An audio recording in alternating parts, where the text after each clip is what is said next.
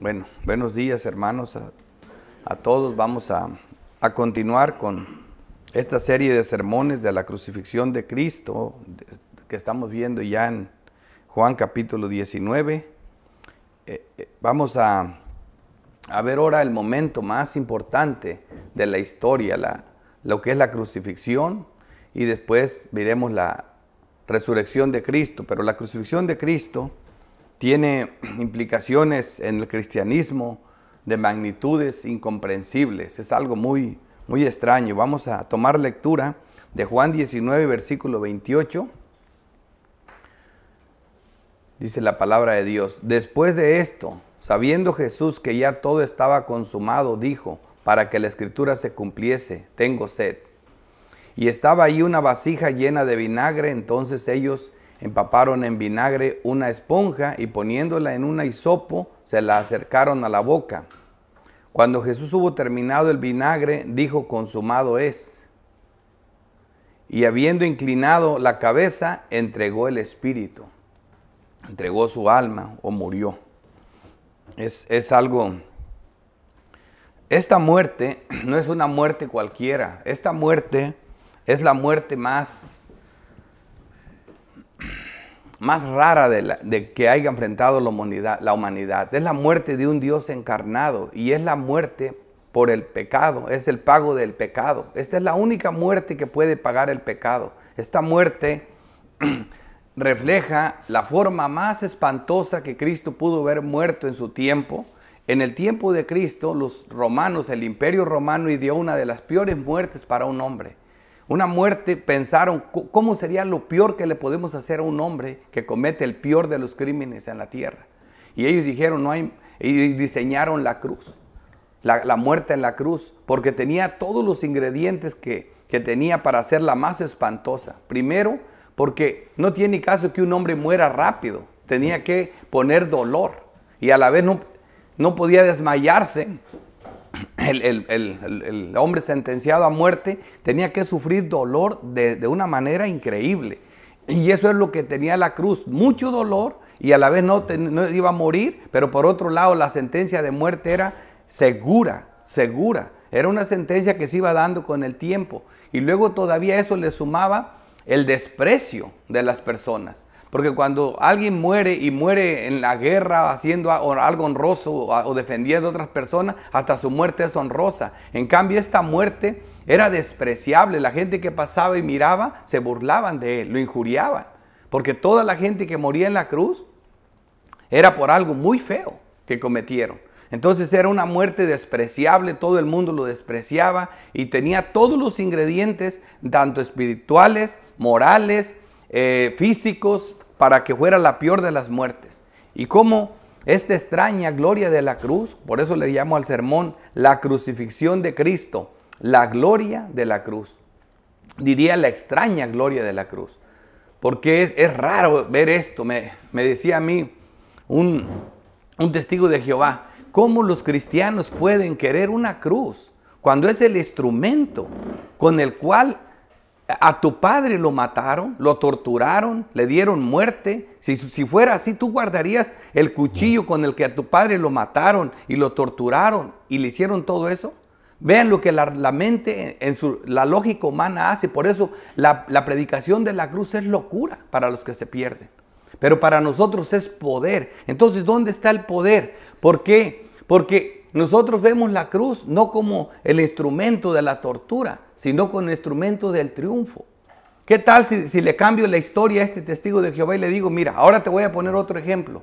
¿Qué tal si mi padre, con esta espada, con la que al mismo momento, al último, lo matan a él, pero con esta misma espada, nos liberó a todos de una muerte segura, liberó al mundo entero de la peor muerte, de vivir para siempre en el infierno? Si esta espada logró el triunfo y la gloria para todos nosotros, ¿no la guardaríamos? ¿No la tendríamos como algo tan importante?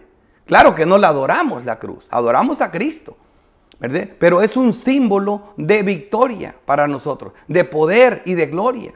Mientras que para otros la ven simplemente como algo repugnante porque ahí murió Cristo. Porque para ellos no ven eso, y por eso se llama la crucifixión de Cristo, la gloria de la cruz. Como introducción, Vemos que en el peor momento nuestra tristeza se convertirá en gozo. Juan 12, 27. Ahora está turbada mi alma, dice Cristo. ¿Y qué diré? Padre, sálvame de esta hora. Esa era la peor hora. Esta hora entregó su espíritu. Mas para esta hora he llegado hasta ahora. Para esta hora, todo lo que yo he hecho es para esta hora. Mas para esta hora he llegado ahora. Dice, Padre, glorifica tu nombre. Entonces vino una voz del cielo, lo he glorificado y lo glorificaré otra vez. ¿Dónde? Precisamente lo glorificó en que Cristo terminó su obra en la tierra, predicando el evangelio. Y lo glorificaré otra vez, ¿cuándo? En su muerte. En su muerte, y llegó la hora. Juan 12, 27, llegó la hora, esa hora tan esperada. Ahora vemos nosotros, por eso le digo que es un momento muy importante. Como texto de apoyo y viendo el resumen que estoy haciendo, estamos buscando gloria donde los demás ven tortura y muerte. Texto de apoyo, Gálatas 6:14. Dice el apóstol Pablo, los líderes de nuestra doctrina, pero lejos esté de mí gloriarme, sino en la cruz de nuestro Señor Jesucristo, por quien el mundo me es crucificado a mí y yo al mundo. Esto es la extraña gloria de la cruz. El mundo me es crucificado a mí y yo al mundo. Así que con esta introducción vamos a comenzar a ver este estudio de Juan 19, del versículo 17 al 30, con 5 encabezados cortos. Jesús salva muriendo. 1. 2. La divinidad de Cristo se sube a la cruz. 3. La túnica del rey y sacerdote santo. 4. La soberanía de Cristo frente a la mujer y su descendencia, que es la iglesia. Y 5. Jesús entrega su espíritu. Comenzamos. Jesús salva muriendo. Juan 19, versículo 17. Y él cargando su cruz salió al lugar llamado de la calavera y en hebreo Gólgota. Y él cargando su cruz. Así que lo primero que vemos aquí, a Cristo cargando su cruz. Es extraño que el que iba a ser crucificado, él mismo llevara la cruz. Eso también no es algo común. No llegó a la muerte maldiciendo ni repudiando la muerte, sino con una sumisión y una obediencia perfecta. Él mismo cargó la cruz. Al igual que su tipo, Isaac, también cargó con la madera del sacrificio. Y aquí se cumple la promesa que en el monte de Jehová, Jehová proveerá. Este texto tan sacado de contexto que lo ponen hasta en negocios, en el monte de Jehová, Jehová proveerá. Y están hablando de dinero. Pero mira, aquí lo que proveerá Jehová. Génesis 22, 6. Y tomó Abraham la leña del holocausto y la puso sobre Isaac. También Isaac llevó cargando la madera del sacrificio, su hijo. Y él tomó en su mano el fuego y el cuchillo y fueron ambos juntos. Entonces habló Isaac a Abraham, su padre, y dijo, Padre mío. Y él respondió, heme aquí, mi hijo. Y él dijo, he aquí el fuego y la leña, mas ¿dónde está el cordero para el holocausto? Y respondió Abraham, Dios se proveerá del cordero para el holocausto, hijo mío. Por eso se dice, en el monte de Jehová, Jehová proveerá. Y eso, aquí está el verdadero cordero. Ese que estaba enredado en el tipo, ahí era Cristo. Y aquí viene Cristo a cumplir la provisión que necesitamos para poder ser salvos. Hebreos 12:2 dice, puestos los ojos en Jesús, el autor y consumador de la fe, el cual por el gozo puesto delante de él sufrió la cruz. Con el gozo tomó la cruz. Menospreciando el oprobio, era una muerte deshonrosa, y se sentó a la diestra del trono de Dios. Así triunfó. Por eso para nosotros hay gloria, donde para otros hay locura. Veamos la extraña gloria de la cruz, algo que Juan no nos dice, pero aquí es importante. Lucas 23, 26 dice, y llevando tomaron a cierto Simón de Cirene, que venía del campo, y le pusieron encima la cruz para que la llevase tras Jesús. Vemos esta historia que Lucas narra. Lucas no puede darnos la doctrina, sino los hechos. Él vio que alguien lo llevaron a que le ayudara a Jesús a cargar la cruz. Pero vea por qué se añade este detalle de Simón. Por eso es importante que cuando se predica un evangelio se tienen que llevar los 4 juntos para cubrir todos los ángulos de la historia. Mateo 27:32. Cuando salían, hallaron a un hombre de Cirene que se llamaba Simón. A este obligaron a que llevase la cruz. Fíjate, lo obligaron a que llevase la cruz. Dice, esta palabra es tan importante. Dice, a este obligaron a que llevase la cruz. Jesús no fue obligado, él la llevó voluntariamente, pero este hombre fue obligado a llevar la cruz. Él no quería llevar la cruz. Lo extraño y que choca con nuestra mente es ver gloria en el instrumento de tortura, como lo expliqué. El que lleva la cruz a fuerzas no es digno de ser discípulo de Cristo. Mateo 16:24 dice Jesús. Entonces Jesús dijo a sus discípulos, si alguno quiere venir en pos de mí, niéguese a sí mismo y tome su cruz y sígame. El que no es digno de ser discípulo de Cristo. Este hombre venía a fuerzas. Es difícil que alguien quiera llevar la cruz voluntariamente. Es más que obvio que nadie quiere ser parte de esta labor y no queréis venir a mí para que tengáis vida. Por eso es difícil venir a Dios, como vemos, porque no es fácil. En Gálatas 6:12 nos dice la palabra de Dios, todos los que quieren agradar en la carne, estos os obligan a que os circuncidéis, solamente para no padecer persecución a causa de la cruz de Cristo. Porque ahí hay persecución. Vemos todos los detalles aquí que Juan narra son importantes. Luego dice, salió al lugar llamado de la calavera y en hebreo Gólgota. Pero la palabra importante aquí es salió. Salió fuera de la ciudad, salió fuera del campamento, salió fuera. Porque todo esto, ¿qué estamos viendo? Estamos viendo a Cristo soberanamente controlando todos los detalles de su muerte. El mismo Cristo que aquí en debilidad está muriendo, está controlando el universo, el mundo entero. El mismo que hizo los cielos y la tierra. Aquí vamos a ver la gloriosa 2 naturalezas de Cristo en acción. En Levítico 16, versículo 8 dice, el tipo de lo que está pasando aquí cuando dice salió fuera del campamento, salió fuera de la ciudad, llevando la cruz fuera. ¿Por qué no fue crucificado en la ciudad? Vamos a ver por qué. Levítico 16, 8. Y echaron suertes a Aarón sobre los 2 machos cabrillos que tenían ahí. Una suerte para Jehová, por Jehová, y otra suerte por Azazel. Eso es importante. Ese Azazel se ha hablado mucho de él, pero Azazel no se atreven a decir quién significa realmente, pero es uno de los demonios caídos, de los ángeles, y se puede decir que es el jefe de todos los demonios. Lo llama los apócrifos como el jefe de todos los demonios, y al apócrifo de Enoc, del libro de Enoc, de que fue el que llevó a los hombres a construir armas y a hacer todo tipo de crímenes. Pero era un símbolo de maldad, del origen del pecado. Y otros dicen que simplemente era un lugar a donde el macho cabrío tenía que ir. Pero bueno, dejémoslo así. Dice, y ahora le dice, y hará traer a Aarón el macho cabrío sobre el cual cayera la suerte por Jehová y lo ofrecerán en expiación.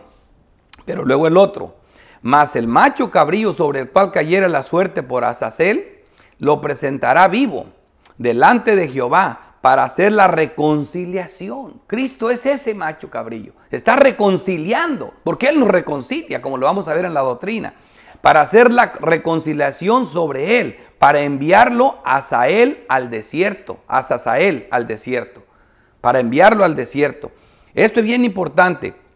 Una buena definición de lo que significa el desierto, porque eso es importante. Jeremías 2:6 dice, y no dijeron, ¿dónde está Jehová que nos hizo subir de la tierra de Egipto, que nos condujo por el desierto, por una tierra desierta, despoblada, por tierra seca y de sombra de muerte, por una tierra por la cual no pasa varón, ni allí habita hombre? Tierra de muerte. Eso es el desierto. Es a donde se llevó los pecados Cristo de nosotros. Es a donde Cristo descendió a los infiernos, dice Pedro, por nosotros. A tierra de muerte. Eso es lo que vemos aquí. Dice, y pondrá Aarón sus 2 manos. Miren lo que llevaba este macho cabrío. Dice, y pondrá Aarón sus 2 manos sobre la cabeza del macho cabrío vivo, y confesará sobre él todas las iniquidades de los hijos de Israel. Y ahí van las tuyas y las mías, de mi pueblo. Todas las iniquidades de los hijos de Israel, todas sus rebeliones, todos sus pecados, poniéndolos así sobre la cabeza del macho cabrío. Y lo enviará al desierto por mano de un hombre destinado para esto. Ese hombre se contaminaba, llegaba a lavarse las ropas y todo para que el pecado se fuera. Todo eso tenía que ser, y aquí se está cumpliendo el antitipo. Esto era un tipo de Cristo. Aquí estamos lo viendo, saliendo fuera de la ciudad, llevando todas nuestras iniquidades, todas nuestras rebeliones, todo ha llevado fuera de la ciudad. Y aquel macho cabrío llevará sobre sí todas las iniquidades, al igual que Cristo, de ellos a tierra inhabitada, y dejará ir al macho cabrío por el desierto, a tierra de muerte. Y sacarán fuera del campamento el becerro, sacarán fuera el becerro. Otra vez, Cristo también fue sacado fuera, el becerro y el macho cabrío, inmolados por el pecado, cuya sangre fue llevada al santuario para hacer la expiación. Nos redimió, nos hizo expiación, y quemarán en el fuego su piel, su carne y su estiércol. ¿Qué realmente nos dicen estos textos? Veamos la doctrina. Hebreos 13:11. Porque los cuerpos de aquellos animales cuya sangre a causa del pecado es introducida en el santuario por el sumo sacerdote, son quemados fuera del campamento. Fíjate cómo está relacionando la doctrina a lo que ocurrió allá. Fuera del campamento, dice, por lo cual también, para que no vean que estoy inventando, por lo cual también, bendita doctrina, Jesús, para santificar al pueblo mediante su propia sangre, padeció fuera de la puerta, fuera del campamento, fuera de la ciudad. Ven que Juan no pone palabras por ponerlas, y salió fuera, llevando su cruz, salió fuera. ¿El por qué fuera? Respuesta: salgamos pues a él fuera del campamento, dice Hebreos, llevando su vituperio. Porque no tenemos aquí ciudad permanente, sino que buscamos la porvenir. ¿Me entienden? Nosotros, esa es la importancia de la fiesta de las enramadas, de que nunca olvidemos que la ciudad no es nuestra residencia, que nuestro reino no pertenece aquí, que buscamos una patria por venir. Debemos salir fuera. El lugar llamado la calavera, y en hebreo Gólgota. ¿Y por qué Gólgota? Mateo 27:33 dice, y cuando llegaron a un lugar llamado Gólgota, que significa lugar de la calavera, salió al desierto afuera del campamento, donde no hay vida, para darnos vida. Gólgota no significa más que el lugar de la calavera, y todo lo que quieran sacar, que si era un monte, que si tenía figura de calavera, ese exégesis no funciona aquí. Lo importante es que eso te relaciona con esto. ¿Qué significa la calavera? Salió al desierto, salió fuera, salió del campamento donde no hay vida, donde no hay vida.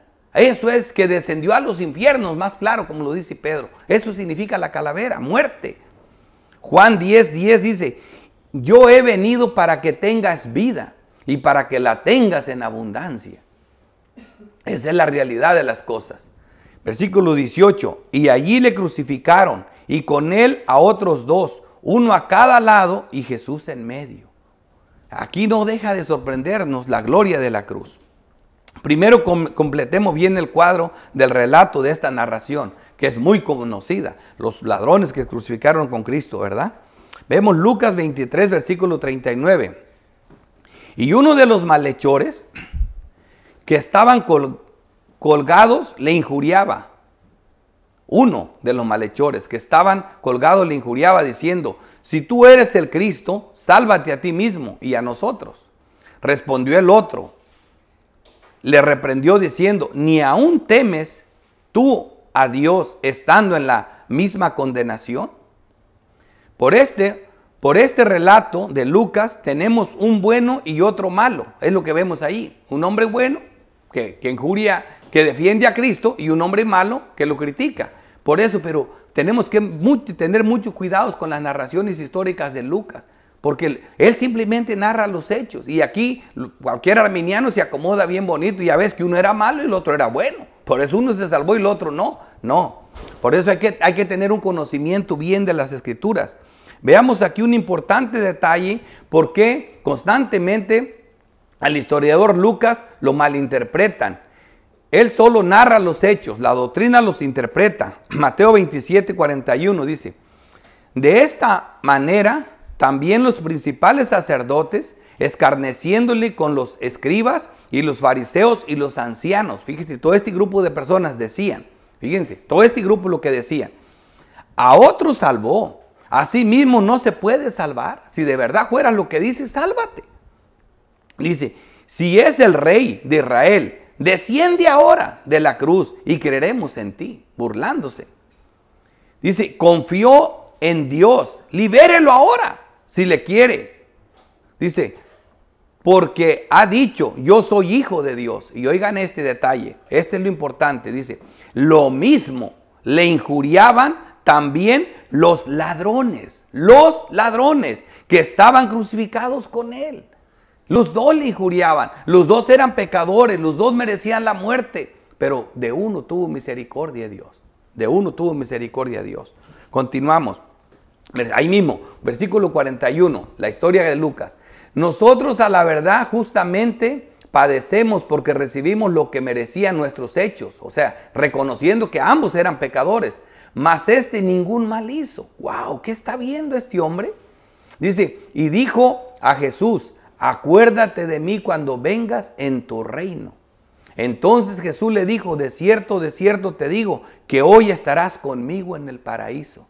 Hermanos, nuestro bendito Dios, ni aún en la cruz, dejó de ser Dios. Está salvando, y un hombre no puede salvar. Solo Dios está salvando. Le dijo a este hombre: hoy mismo estás conmigo en el paraíso.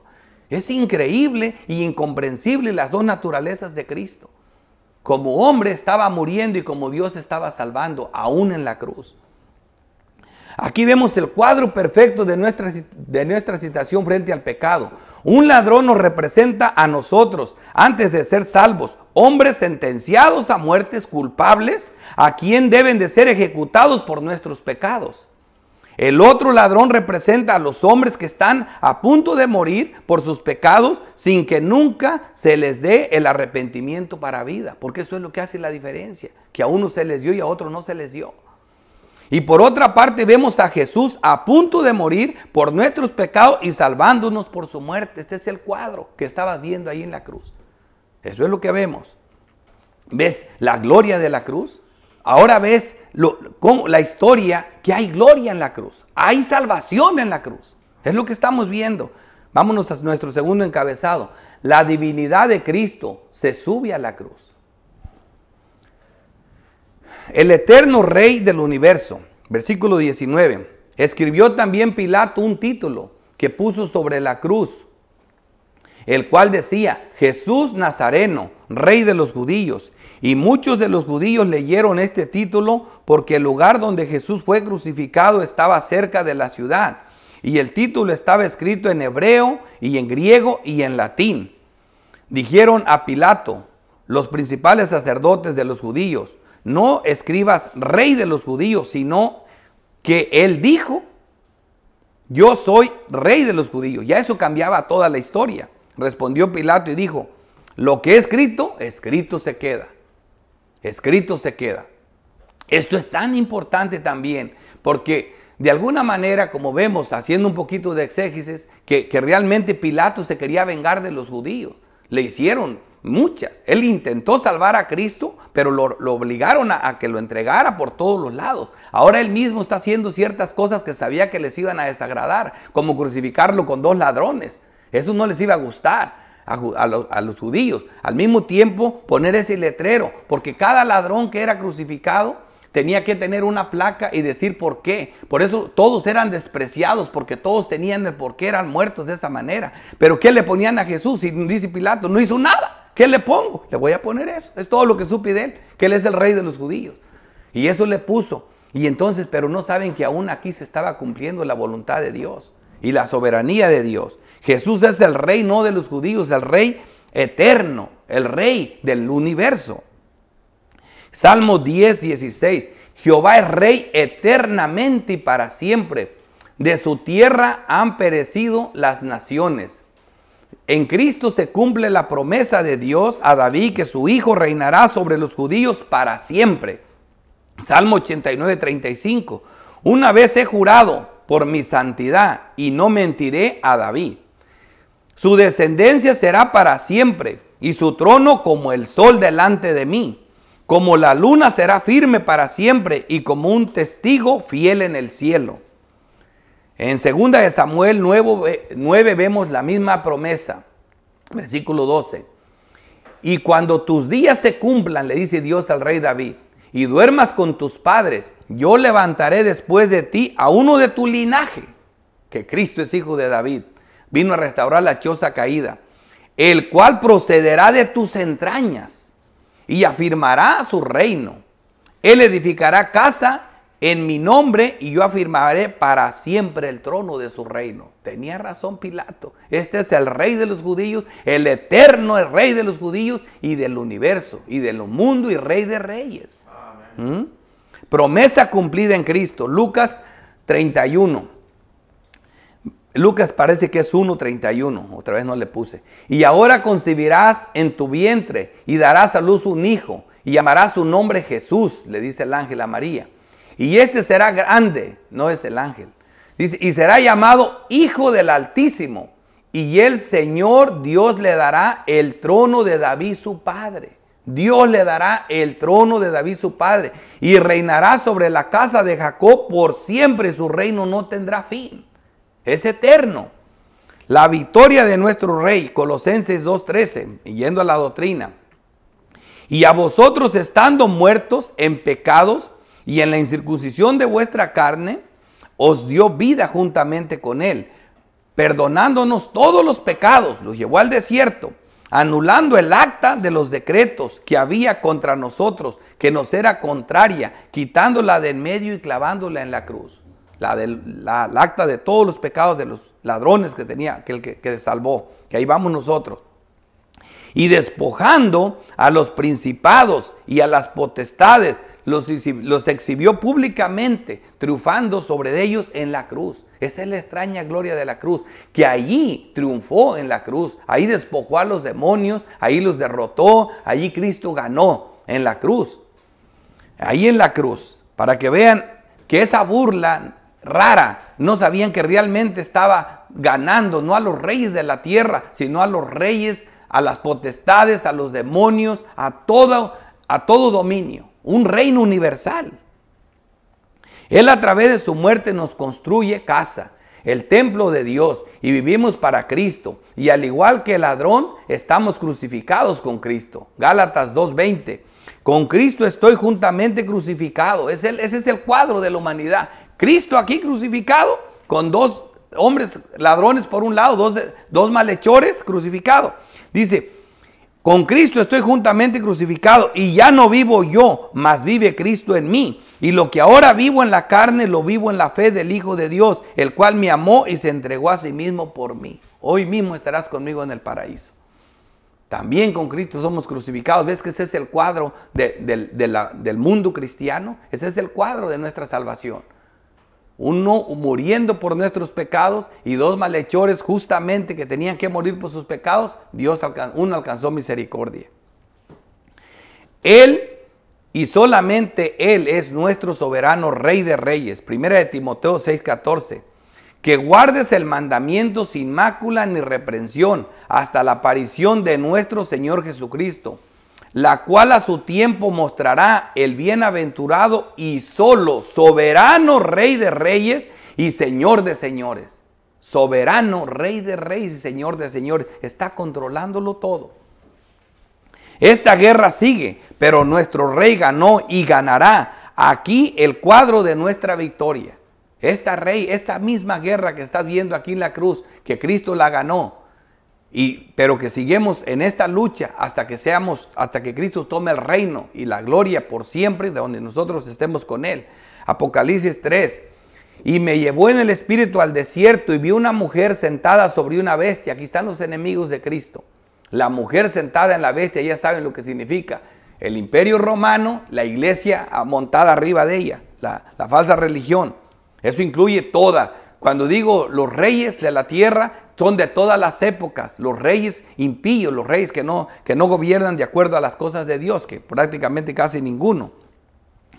Dice, y vi a la mujer sentada sobre una bestia, la falsa religión, escarlata, llena de nombres de blasfemia, que tenía 7 cabezas y 10 cuernos. Y la mujer estaba vestida de púrpura y escarlata, y adornada de oro, y de piedras preciosas y de perlas. Tenía en las manos un cáliz de oro lleno de abominaciones y de la inmundicia de su fornicación. Toda esta maldad que vimos de estos hombres que están injuriando a Cristo, aquí está representada. Y en su frente un nombre escrito, un misterio: Babilonia la grande, la madre de las rameras y de las abominaciones de la tierra. Todas las iglesias, todas las doctrinas que no son la doctrina correcta, es una doctrina de rameras, una fornicación espiritual. Por eso Santiago dice, oh almas adúlteras, porque es el alma la que comete el adulterio espiritual. Versículo 6. Y vi a la mujer ebria de la sangre de los santos. Aquí está el primero de muchos que iban a morir. Ebria de la sangre de los santos y de la sangre de los mártires de Jesús. Y cuando la vi, quedé asombrado en gran asombro. Aquí comienza la masacre. Y los 10 cuernos que has visto son 10 reyes que aún no han recibido su reino, pero por una hora recibirán autoridad como reyes juntamente con la bestia. Aquí estamos viendo que la bestia, aunque representa el imperio romano, no solo eso, todos los reyes de alguna manera están recibiendo su poder, están gobernando juntamente con la bestia, representan al gobierno anticristiano. Estos tienen un mismo propósito entregan su poder y su autoridad a la bestia. O sea, todos estos gobiernos anticristianos, al igual que Pilato, al igual que Herodes y muchos otros que ha habido en la historia, a la bestia que representa al anticristo. Pero aquí está lo que nos interesa, versículo 14, porque esto es importante de nuestro rey. Pelearán contra el Cordero y el Cordero los vencerá, y ya los venció, porque Él es Señor de señores y Rey de reyes, y los que están con Él son llamados, elegidos y fieles. Esta es la victoria y la gloria de la cruz. Este es nuestro Rey, así que ese letrero es de este Rey que ganó la victoria y que nos hizo a nosotros herederos juntamente con Él de este nuevo reino. Tercera punto. La túnica del Rey y sacerdote santo. Versículo 23. Cuando los soldados hubieron crucificado a Jesús, tomaron sus vestidos, hicieron 4 partes, una para cada soldado. Normalmente la vestimenta de Cristo constaba de una capa, el turbante que se ponía en la cabeza, las sandalias y el cinto. Son 4 cosas. Eran 4 soldados, se las repartieron, pero había una quinta prenda, que era lo que era la túnica. Y esa túnica era ya, no sé si tengan una idea, la túnica era como si fuera una bata, era la túnica. Entonces esa era lo importante aquí. Tomaron también su túnica, la cual era sin costura, de un solo tejido de arriba abajo. Si esto está aquí, algo nos quiere decir el Señor. En el Antiguo Testamento vemos cómo la túnica de colores se cubrió de sangre, hablando de José, que era un tipo de Cristo. Génesis 37, 31. Entonces tomaron ellos la túnica de José y degollaron un cabrito. Ese cabrito no era otra cosa más que Cristo mismo. De las cabras, y teñieron la túnica con la sangre. Esa túnica tenía sangre.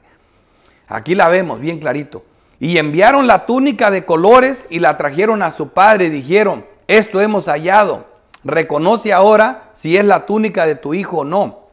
Y él la reconoció y dijo, la túnica de mi hijo es, alguna mala bestia la devoró, José ha sido despedazado. Es increíble cómo la palabra de Dios se cumple. Me llama mucho la atención en un salmo cuando habla de Cristo, en un salmo donde habla precisamente de la muerte de Cristo, que dice que lo rodearon toros de Basán, búfalos, perros, leones, todo eso. Y aquí dice la bestia la destrozaron. Eso él pensaba. ¿Me entiende? Y vemos aquí clarito que estos son tipos de a donde apuntaba. Aquí vemos esta túnica bañada de sangre. La túnica del rey. Era la túnica de nuestro sumo sacerdote porque usaban esa túnica. En Éxodo 29:5 dice, tomará las vestiduras y vestirás a Aarón. Dice, la túnica, el manto del efod y el pectoral, y le ceñirás con el cinto del efod. La túnica era una vestimenta del sumo sacerdote también. La túnica fue rasgada por la violencia de los impíos, de los perros, de los leones, de animales, de bestias, como lo estaban injuriando ahí. Me encanta este texto de Job 30, versículo 17. Dice la palabra de Dios: la noche taladra mis huesos. Ay, Dios mío. Y los dolores que me roen no reposan, al igual que Cristo en la cruz. La violencia deformó mis vestiduras. La violencia deformó mis vestiduras. Me ceñí como el cuello de mi túnica. Me ceñí como el cuello de mi túnica. La túnica es símbolo de la unidad que tenemos con Cristo y no puede ser rasgada. Es una sola costura. Estamos unidos a Cristo. Como dice Juan 10:27. Mis ovejas oyen mi voz y yo las conozco y me siguen. Y yo les doy vida eterna y no perecerán jamás, ni nadie las arrebatará de mi mano. Mi Padre que me las dio es mayor que todos y nadie las puede arrebatar de la mano de mi Padre. Yo y mi Padre uno somos, unión. Esta túnica no la rompen ni porque quieran. Se cumplió la palabra de Dios. Nadie la puede romper esa unión que hay entre Cristo y su Padre y entre la iglesia. Es una unión eterna y es una unión en Dios. Versículo 24. Entonces dijeron entre sí: no la partamos, si no echemos suerte sobre ella, a ver de quién será. Esto fue para que se cumpliese la escritura que dice: repartieron entre sí mis vestidos y sobre mi ropa echaron suertes. Así lo hicieron los soldados. Aquí una y otra vez vemos su soberanía en todo momento. Las escrituras se estaban cumpliendo. Salmo 22:16. Porque perros me han rodeado. Este es el salmo del que les hablaba.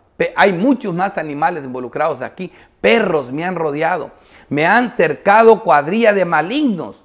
Horararon mis manos y mis pies. Y lean si quieren todo el salmo y vean cuántos animales estaban involucrados en esto.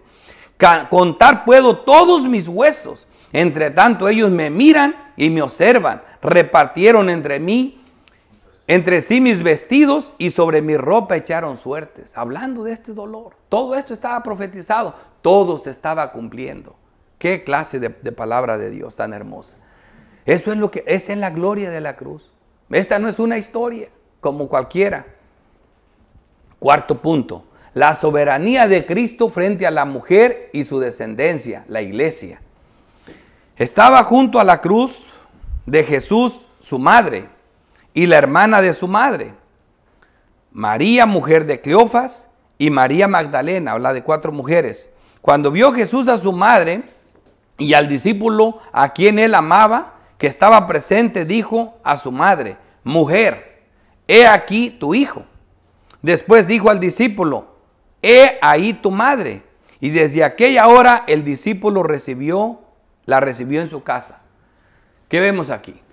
Una historia así, sin poner cuidado y usando la mente humana. Bueno, ya Juan la cuidó, él tuvo cuidado de María y eso era lo que Cristo quería. Se preocupaba por María, como su mamá quería que tuviera cuidado Juan de ella. Pero hermanos, María tenía hijos y tenía hijas. La Biblia es clara. ¿Me entienden? No era el cuidado de ella su persona. Era otra cosa más grande que está involucrada en esto. Algo más hermoso. Lo primero que les voy a decir, una explicación que es muy buena, pero voy a abundar más. La más común en la Reforma y me gusta, y es correcta también esta, pero yo voy a ir un poco más lejos a esto, es esto. Vemos aquí que Cristo nunca llamó a su mamá en el Evangelio de Juan. Solo 2 veces la menciona. La mencionó en Juan 2 y le dice: mujer, aún no ha llegado mi hora. Después vemos aquí que le dice otra vez: mujer, he ahí tu hijo. Vemos también que cuando venía María y sus hermanos de Cristo, le dijeron los discípulos: Señor, ahí está tu madre y tus hermanos. Jesús dice: mi madre, mis hermanos, son todos los que oyen la palabra de Dios y las ponen en práctica. Jesús está poniendo por encima la comunión de los cristianos. El ser cristianos que a la familia, cosa que no podemos entender casi ninguno y no la vamos a aceptar jamás. Pero Cristo no le dijo: ¿por qué Jesucristo no entrega a María a sus hermanos y a sus hijas para que la cuidaran?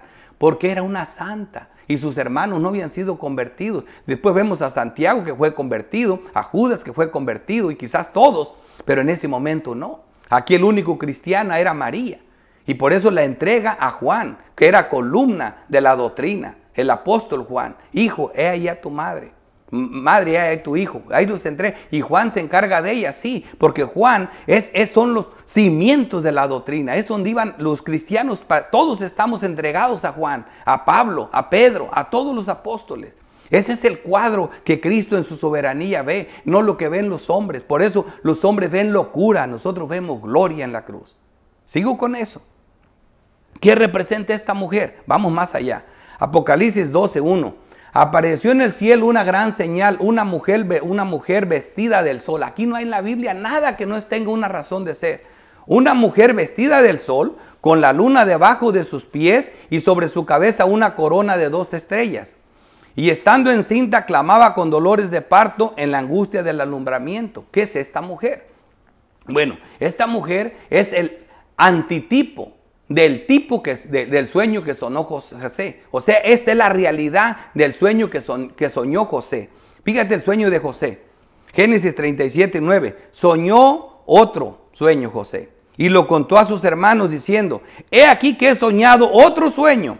He aquí que el sol y la luna y 11 estrellas, porque él ya no estaba allí, con él eran 12, y 11 estrellas se inclinaban a mí.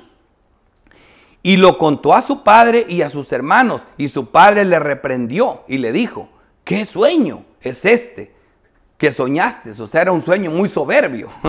Dice: ¿acaso vendremos yo, el sol, y tu madre, la luna, y tus hermanos, las estrellas, a postrarnos tierra ante ti? Eso es lo que soñé. ¿Y qué estamos viendo aquí? Los hijos de Raquel. ¿Quién era la madre de José? Raquel.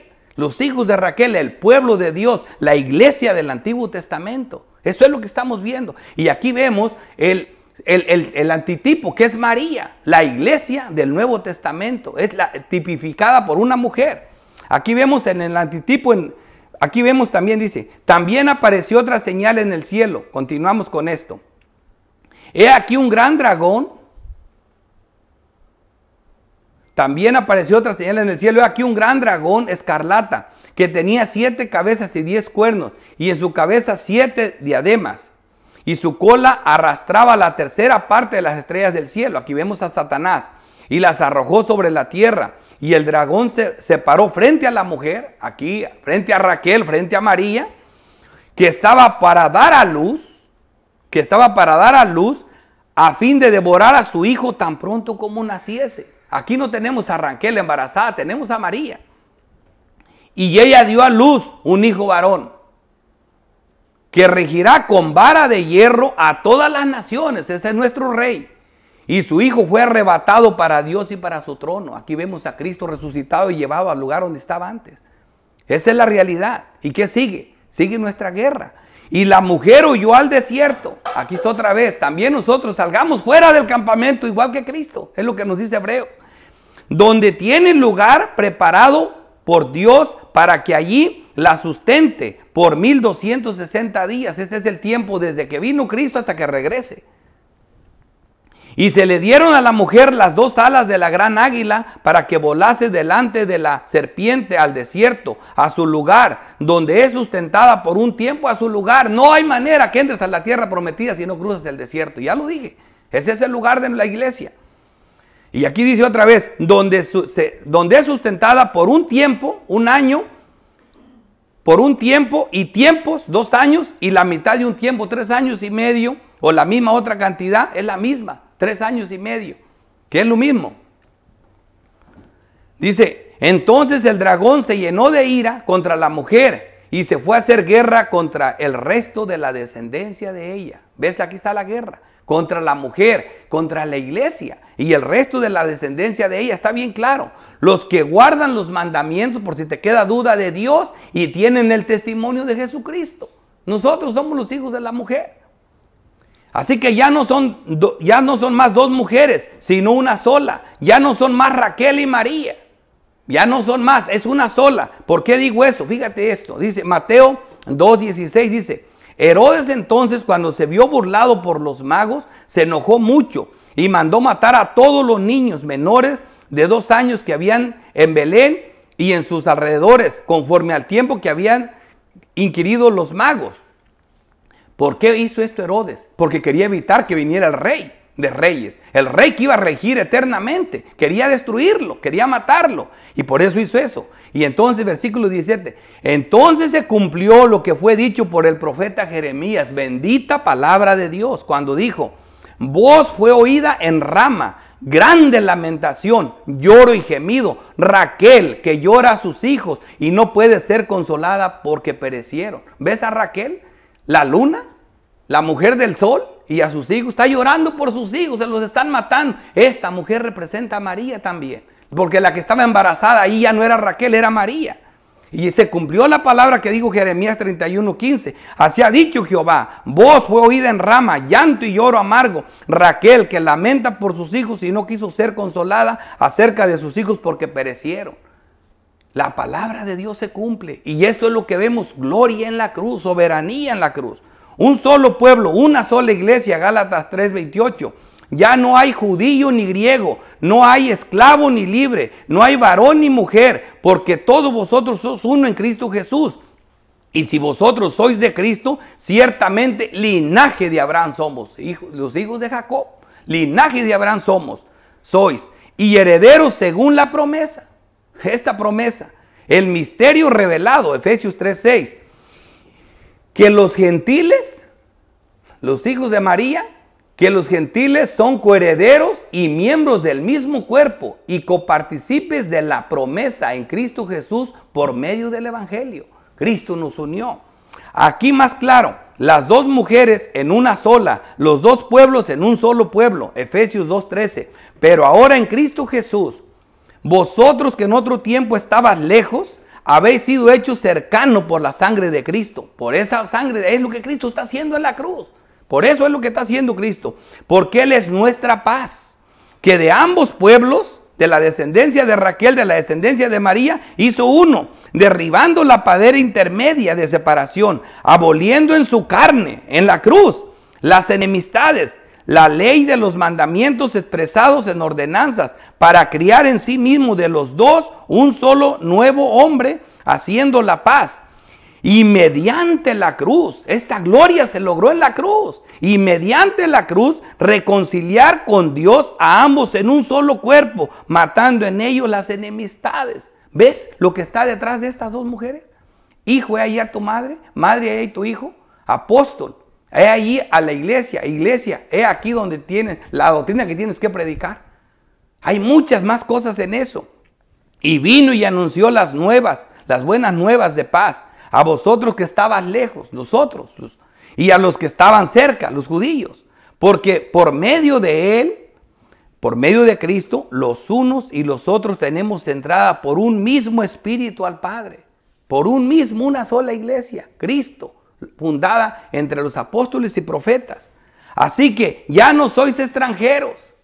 Somos hijos de Raquel también, somos uno. Ya no sois extranjeros ni advenedizos, sino conciudadanos de los santos y miembros de la familia de Dios, edificados sobre el fundamento de los apóstoles. Por eso se lo dijo, mujer, mira, aquí tienes a tu hijo. Edificados sobre ¿dónde? El fundamento de los apóstoles y profetas, unidos los dos pueblos, siendo la principal piedra del ángulo Jesucristo mismo. Ese cuadro estaba allí. Hijo, mira mujer, aquí está el apóstol. Aquí está tu doctrina. Aquí está el que te va a cuidar. Este vale más. Esta es la familia que importa. Esta es la más grande. Eso es lo que estamos viendo. En quien todo el edificio bien coordinado va creciendo para ser un templo santo en el Señor. En quien vosotros también, nosotros los gentiles, sois juntamente edificados para morada de Dios en el Espíritu. Hijo, mujer, he ahí a tu hijo, hijo, he aquí a tu madre. Eso es lo que estamos viendo ahí. La gloria de la cruz. Para otros locura, pero para nosotros poder. Último encabezado. Jesús entrega su espíritu. Versículo 28. Después de esto, sabiendo Jesús que ya todo estaba consumado, dijo, para que la escritura se cumpliese, tengo sed. Sigue cumpliéndose la escritura. Qué hermoso. Se sigue cumpliendo la escritura en todos los detalles de su muerte. El manantial que calma nuestra sed, tuvo sed, para que por su sed fuésemos nosotros saciados. Miren Zacarías 13, versículo 1. En aquel tiempo, que es esta hora que ya llegó, Cristo crucificado. En aquel tiempo habrá un manantial abierto. Le costó que le abrieran su costado para la purificación del pecado y de la inmundicia. Ya llegaremos a ese punto, pero qué hermoso. Están viendo aquí. Versículo 29. Y estaba allí una vasija llena de vinagre. Entonces ellos empaparon en vinagre una esponja y poniéndola en hisopo se la acercaron a la boca. Ni aún en el peor momento de su agonía dejó de cumplirse la profecía. El Salmo 22, 15 dice, Salmo 22, versículo 15, como un tiesto se secó mi vigor. Imagínate, hace 1000 años estamos viendo ahí a Cristo, como un tiesto seco, su boca se secó mi vigor y mi lengua se pegó a mi paladar. Y me has puesto en el polvo de la muerte. Salmo 69, 21, me pusieron además hiel por comida y en mi sed me dieron a beber vinagre. ¿Ves? Todo estaba profetizado. ¿Te imaginas qué gloria hay en la cruz? Para otros locura, para nosotros poder de Dios. Es hermoso la gloria de la cruz. Por eso Pablo dice, ¿esto es lo único que yo me doy gloria? Ese es el texto de apoyo de la cruz de Cristo. Versículo 30. Cuando Jesús hubo tomado el vinagre, dijo, consumado es. Y habiendo inclinado la cabeza, entregó el Espíritu. Dios, el Hijo de Dios, Jesucristo, el Dios encarnado, aquí entregó el Espíritu. Jesucristo hombre es muerto. Jesucristo hombre muere en la cruz y su muerte paga el pecado y se hace justicia. Consumado es. El cuerpo humano de Cristo muere y se hizo justicia. La paga del pecado es muerte. Mateo 18, 50. Voy a narrar sus últimas palabras de Cristo en todos los hipnóticos. Dice, mas Jesús, habiendo otra vez clamado a gran voz, entregó el Espíritu. Es un detalle nuevo. Clamó a gran voz y entregó el Espíritu. Marcos 15, 37. Mas Jesús, dando una gran voz, expiró. Es lo mismo, murió.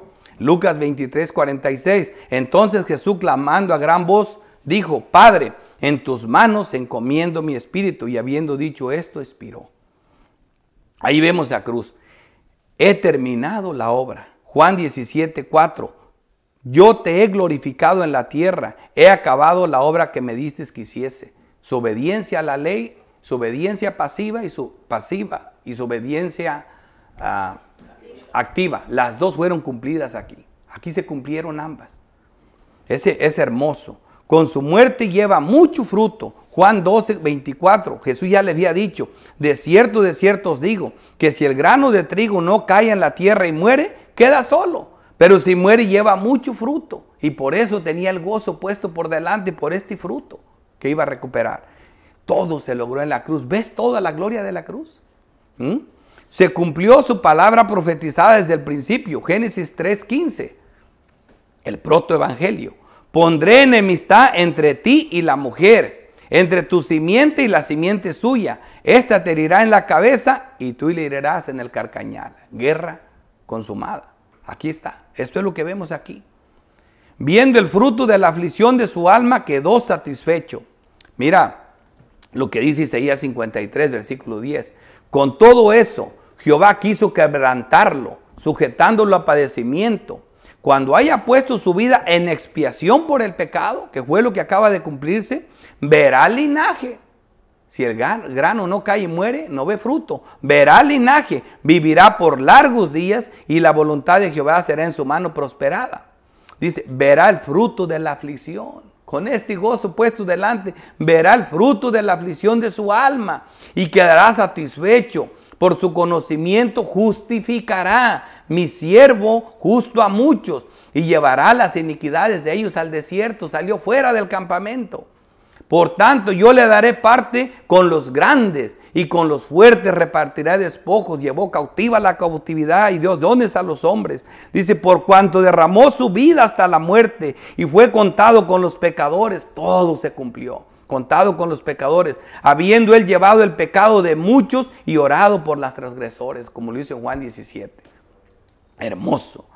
Con su muerte nos redimió, Romanos 3:24, siendo justificados gratuitamente por su gracia, mediante la redención que es en Cristo Jesús.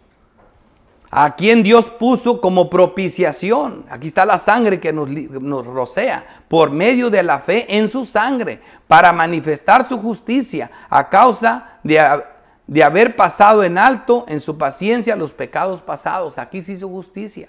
Aquí se acabó el tiempo de espera. Nuestra Pascua ya fue crucificada. No más Pascuas, no más sacrificios. Primera de Corintios 5:7. Limpiaos pues de la vieja levadura, de la vieja doctrina, para que seas nueva masa, en la doctrina de los apóstoles, sin levadura como sois, porque vuestra Pascua, que es Cristo, ya fue crucificada por nosotros. Consumado es. Con su muerte derrotó al que tenía el imperio de la muerte. Hebreos 14:14. Así que por cuanto los hijos participaron de carne y sangre, él también participó de lo mismo. Se hizo hombre. Se hizo hombre. Para destruir por medio de la muerte, consumado es, al que tenía el imperio de la muerte, esto es al diablo. Cuánta gloria hay en la cruz, cuánta doctrina. Como resumen, la naturaleza humana de Cristo muere y ahora como divino resucita, pero nunca deja de tener sus dos naturalezas. Nunca. ¿Me entiende? Las usa circunstancialmente, pero nunca deja de tenerlas. Me encanta, ahí vamos a ver más adelante en Juan 20:16. Jesús le dijo a María, volviéndose ella le dijo cuando resucitó, Raboni, que quiere decir maestro. Jesús le dijo, no me toques, porque aún no he subido a mi Padre, mas ve a mis hermanos y dile, subo a mi Padre y a vuestro Padre y a mi Dios y a vuestro Dios. No me toques. Si lo hubiera tocado en ese momento, hubiera agarrado viento. Era una epifanía. Lo que estaba viendo no era el cuerpo de Cristo. Ahí Cristo aún no había sido glorificado.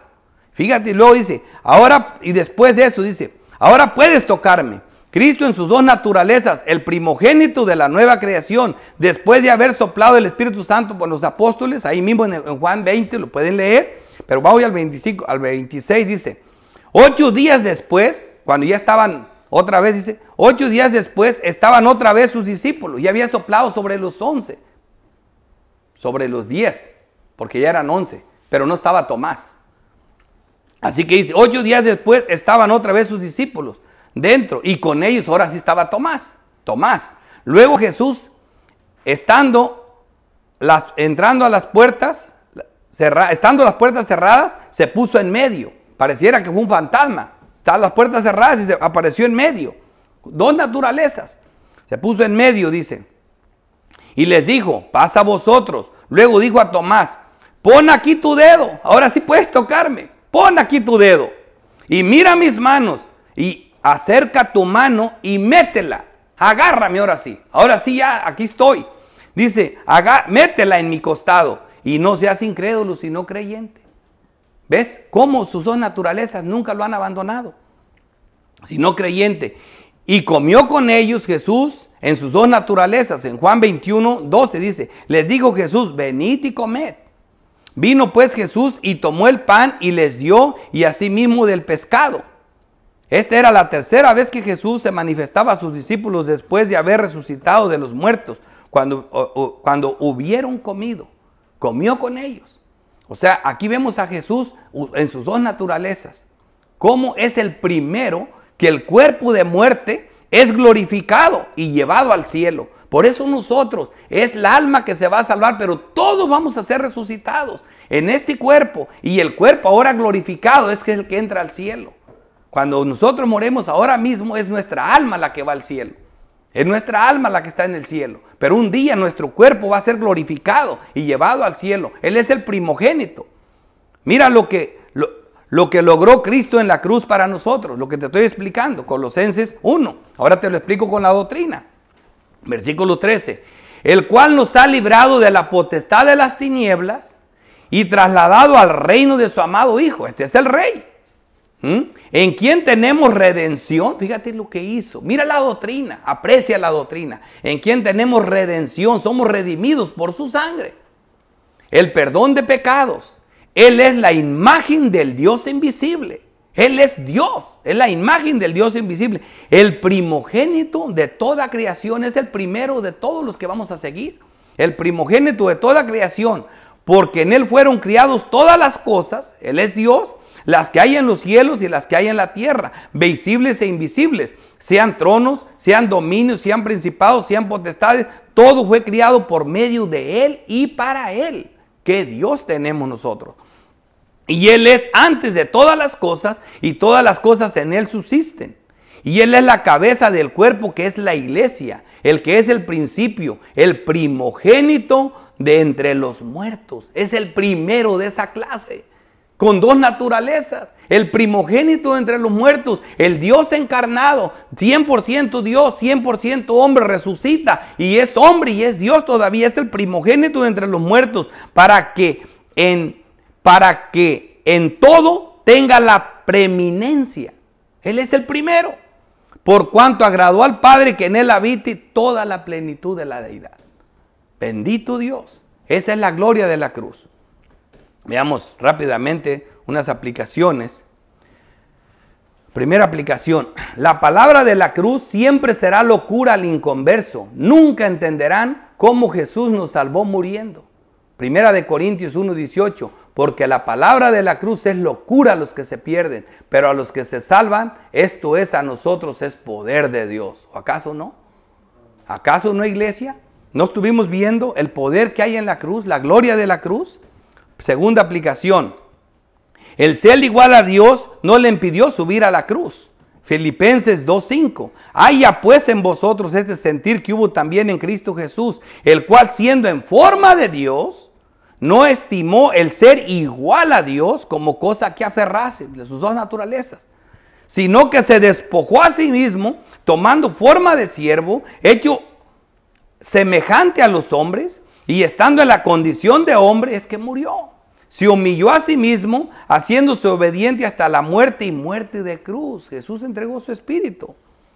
Por lo cual Dios también lo exaltó, ahí viene otra vez, lo exaltó Dios hasta lo sumo y le dio un nombre que es sobre todo un nombre. Este es el Rey de Reyes, no solo de los judíos, Rey del universo.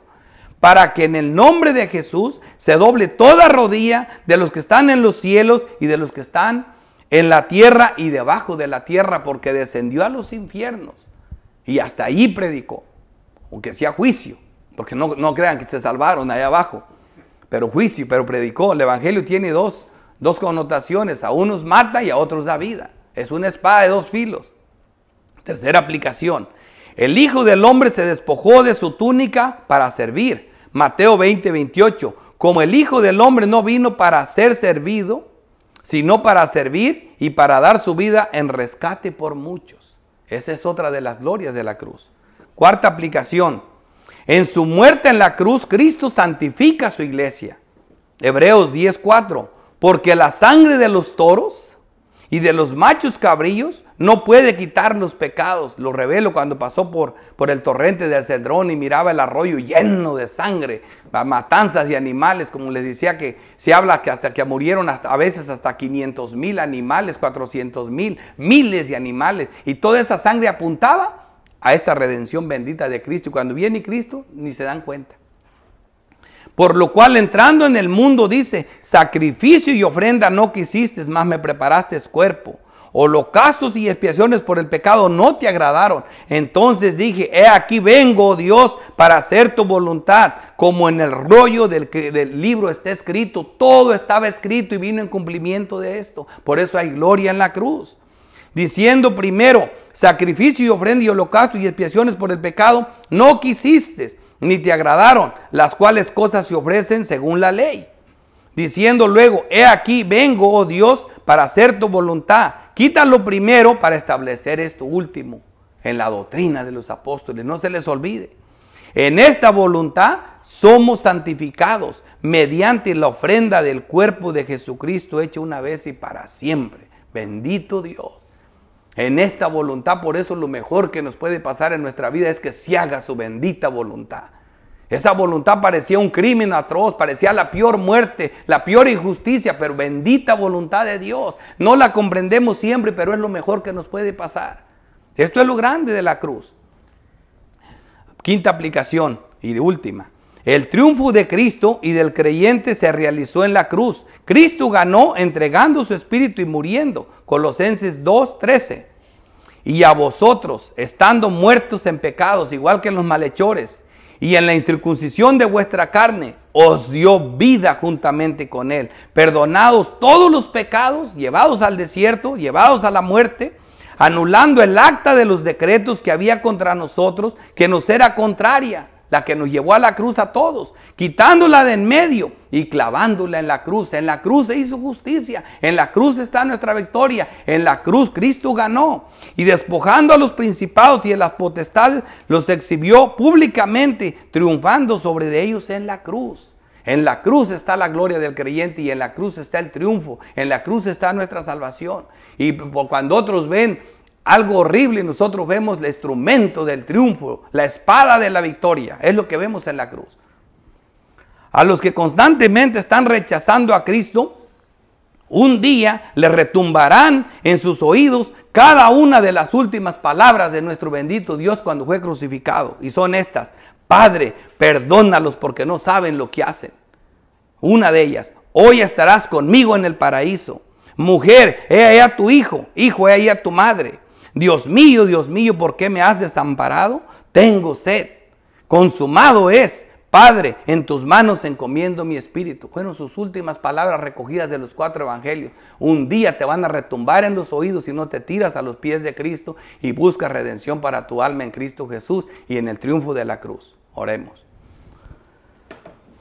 Padre bendito, Dios todopoderoso, Creador del cielo y de la tierra, te doy gracias, oh Dios, porque eres bueno con nosotros, Padre Santo. Te pido perdón por mis faltas, Señor, porque para estas cosas, ¿quién es suficiente? Te doy gracias por Cristo Jesús. Amén.